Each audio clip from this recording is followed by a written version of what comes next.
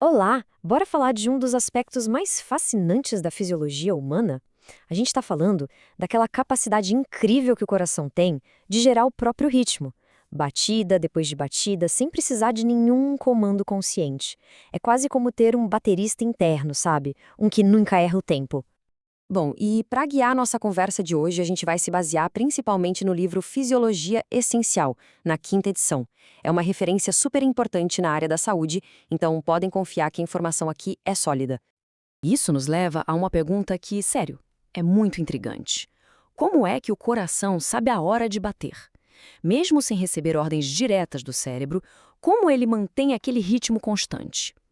A resposta para isso está numa propriedade fantástica chamada automatismo.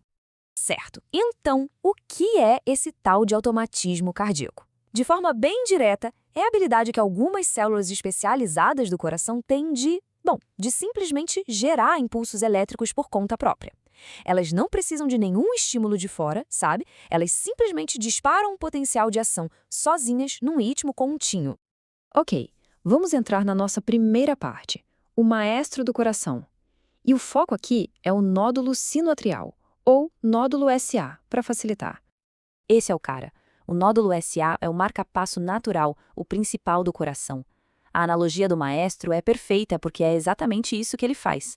É um grupinho minúsculo de células lá no átrio direito e é ele quem dá a partida em cada batida, quem define a nossa frequência cardíaca. Ele dita o ritmo e o resto do coração, bom, o resto do coração obedece. Mas qual é o segredo por trás desse ritmo? É que as células marca-passo são diferentes. Elas não têm um potencial de repouso estável. Elas simplesmente não descansam. Assim que o batimento acaba, elas já começam a se despolarizar de novo, de forma lenta e espontânea. Isso é o que a gente chama de despolarização diastólica lenta, ou DDL. E aí, quando essa DDL atinge um certo nível, um limiar, bum, dispara outro potencial de ação. É esse ciclo sem fim que cria o automatismo. E por trás de tudo isso, o que a gente tem é uma dança de íons super bem coreografada. O primeiro passo é dado por uma corrente bem peculiar, a chamada corrente Fanny, ou IF. Ela tem esse nome, engraçada, porque ela é ativada de um jeito diferente, pela hiperpolarização, ou seja, quando a voltagem fica bem baixa depois de uma batida. É essa corrente de sódio que inicia a despolarização lenta. Depois, à medida que a voltagem sobe, os canais de cálcio se abrem. E quando atinge o limiar, aí sim, uma entrada massiva de cálcio pelos canais tipo L dispara o potencial de ação e faz o coração contrair. É um mecanismo genial. Beleza, vamos para a segunda parte, a pausa estratégica. Agora o foco é no nódulo átrio-ventricular, o famoso nódulo AV. Então, o impulso sai lá do nódulo SA e viaja até o nódulo átrio-ventricular. E a melhor forma de pensar no nódulo AV é como um porteiro, um segurança. Ele fica ali na passagem, recebe o sinal que vem dos átrios e segura um pouquinho antes de deixar passar para os ventrículos. A pergunta que fica é: por que isso? Por que essa pausa é tão importante para um batimento cardíaco ser eficiente? Por que não deixar o sinal passar direto e pronto? A resposta mostra o quanto a fisiologia do coração é inteligente. É tudo uma questão de timing. Essa pequena pausa é o tempo exato que os átrios precisam para contrair completamente e esvaziar todo o sangue que eles têm para dentro dos ventrículos. Pensa só, se não tivesse esse atraso, os ventrículos iam começar a contrair antes de estarem cheios. A bomba cardíaca seria muito menos eficiente. É uma pausa estratégica e vital. Certo, agora vamos juntar todas as peças. Seção 3, a sequência elétrica completa. A gente vai seguir o caminho do impulso desde o início até o batimento final. Ok, vamos acompanhar essa jornada em milissegundos. No tempo zero, o nódulo SA dispara. A corrida começa. Em cerca de 50 milissegundos, num piscar de olhos, o sinal já percorreu os átrios e eles contraem. Aí, por volta dos 150 milissegundos, chegamos na famosa pausa no nódulo AV.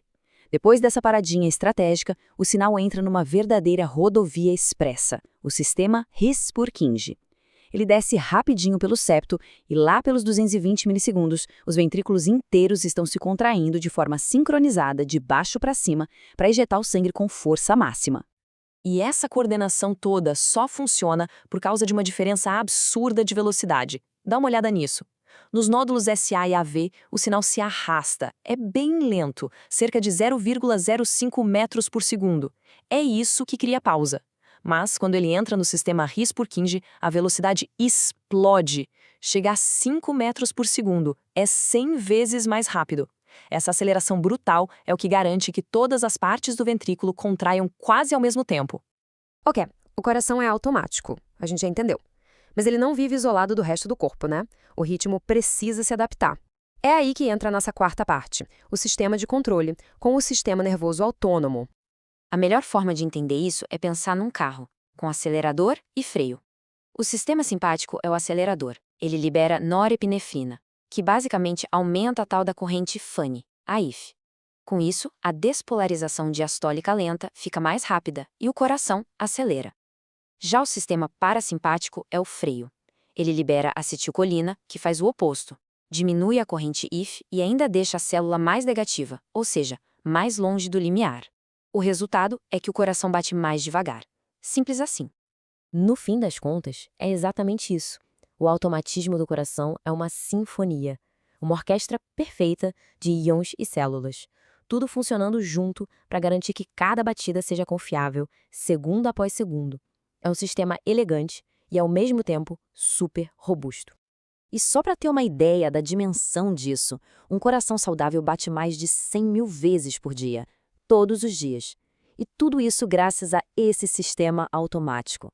É ou não é uma demonstração incrível de precisão e resistência? E claro, isso nos leva a uma questão importantíssima na prática clínica. Se esse sistema elétrico é tão complexo e preciso, o que acontece quando ele falha? Quando um sinal é bloqueado ou quando surgem caminhos elétricos que não deveriam existir? Bem, é exatamente aí que nascem as arritmias cardíacas.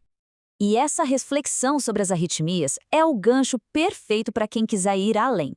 Para quem quer aprofundar nos estudos, na descrição deste vídeo contém resumos e exercícios sobre o assunto. Vale a pena conferir.